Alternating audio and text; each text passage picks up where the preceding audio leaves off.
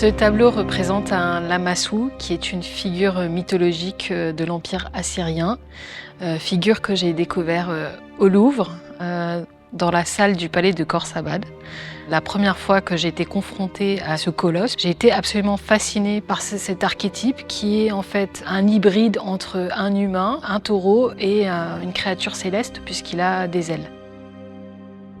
C'est le gardien du seuil entre le monde visible et le monde invisible. Mais dans ma vision contemporaine, ce gardien n'est pas fait d'une seule forme puisqu'il est constitué de 380 petits visages sculptés et qui sont peints en trompe-l'œil tels des turquoises et des lapis-lazuli.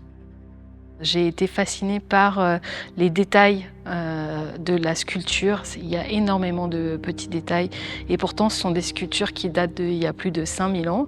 J'ai voulu justement travailler moi aussi sur la question du détail, le fragment donc, et c'est pour ça que j'ai pris autant de soin à peindre chacun des petits visages comme si c'était chacun une pierre précieuse.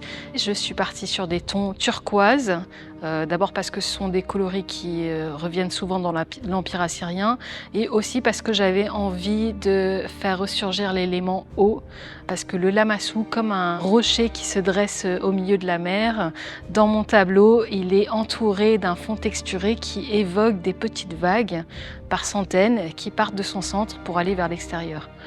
C'est vraiment le gardien de l'invisible, mais aussi de la mer qui est un royaume invisible et pratiquement inconnu pour nous humains.